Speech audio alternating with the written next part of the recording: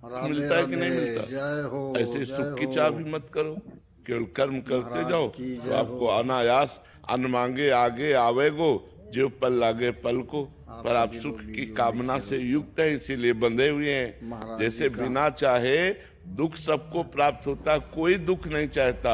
हर कर्म सुख के लिए किया क्या जाता है, शानदार चाहे वो भजन पाप है। कर्म ही क्यों ना हो, लेकिन परिणाम में दुख मतलब मिलता है। अमृत बचन ऐसे है। ही हम अच्छे कर्म करें, परिणाम की चिंता न करें। कर्मण्येवाधिकारस्ते माँ फलेषु कदाचन। हम फल की चिंता न करें तो हमारा बहुत बढ़िया जीवन हो जाएगा, निष्काम जीवन हो जाएगा।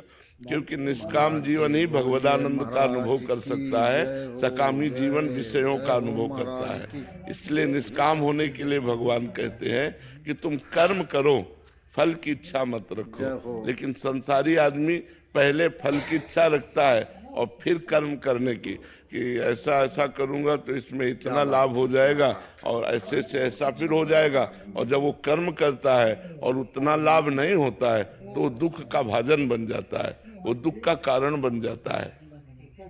दुख सुख हमारी मान्यता है। बोलिए महाराज की जैसे जय। दो ब्राह्मण बैठे हुए थे, जय हो एक महाराज धनी की ने जय हो। कहा आज जय हमारे यहाँ भोजन पा लीजिए, निमंत्रण दिया। दोनों भोजन पाने गए, भोजन पा के दोनों निकले तो एक अप्रसन्न था और एक प्रसन्न था। बोलिए तो महाराज धनी ने की पूछा जय। कि आप प्रसन्न क्यों हो कितना खूबसूरत और आप प्रवचन महाराज जी अप्रसन्न बता क्यों हो? रहे हैं। भोजन तो दोनों को आप समान सभी लोग पवाया। तो एक ने कहा आज हमने सोचा था कि कोई जजमान मिलेगा, भोजन पवाएगा बहुत गजब का तो प्रवचन 51 रुपया हमें देगा। तो आपने भोजन पवा के 11 रुपया दिए तो हमारा घाटा हो गया ना। और उससे पूछा तुम प्रसन्न क्यों हो? बोले हमें तो था कि पता नहीं भोजन मिले कि ना मिले, भोजन भी मिला, 11 रुपया मिले तो प्रसन्न हुए। अब बोलो दुख का कारण और सुख का कारण उसकी सोच है या कोई कर्म है? उसकी सोच है ना। तो भगवान सोच सुधारने के लिए कहते हैं कि तुम केवल अच्छे कर्म करो, परिणाम की चिंता न करो, क्योंकि परिणाम अच्छे कर्म का अच्छा ही होता है।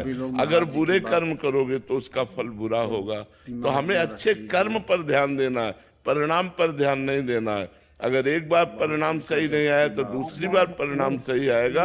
हमें अच्छे कर्म करने हैं, हमें अच्छी पढ़ाई करनी है, अच्छी नौकरी की लालसा रखनी है, हमें अच्छा बनने की कोशिश करनी है।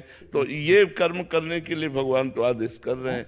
लेकिन फल की आकांक्षा पर, जैसे आप बहुत प्रयत्न करके पढ़ाई अच्छी की और फेल हो गए कुछ नंबरों से, तो आपको निराश नहीं होना, आपको अगले वर्ष और अच्छा पढ़ना है। और जो केवल फल की आकांक्षा रखते हैं फिर वो की सोच लेते हैं, चाहे व्यापार हो, चाहे नौकरी हो, चाहे किसानी हो, चाहे जो भी हो, केवल फल की आकांक्षा रखते हैं और वो प्रवीण बुद्धि के नहीं होते। तो जहाँ रिजल्ट सामने असफलता आई, हार आई, पराजय हुई या फेल हो गए, तो फिर वो अपने को बहुत कोसने लगते हैं। निगेटिव विचार इतना बढ़ जाता है कि फिर उसकी सोचने लगते हैं।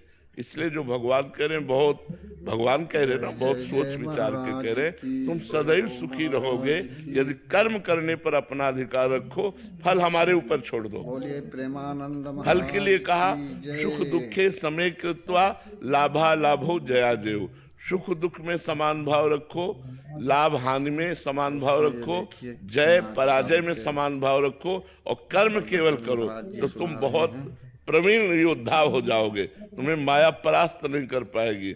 और जब हम केवल सुख की आकांक्षा रखकर कर्म करते हैं और हमें वो नहीं मिलता तो हम निराश हो जाते हैं, उदास हो जाते हैं, हताश हो जाते हैं। और हमें कर्म करना ही पड़ेगा, हमें संघर्ष करना ही पड़ेगा। मनुष्य जीवन मिला है तो हम उत्साह पूर्वक हारने पर फिर प्रयास करके जीत जाए, ये भगवान कला सिखाते हैं।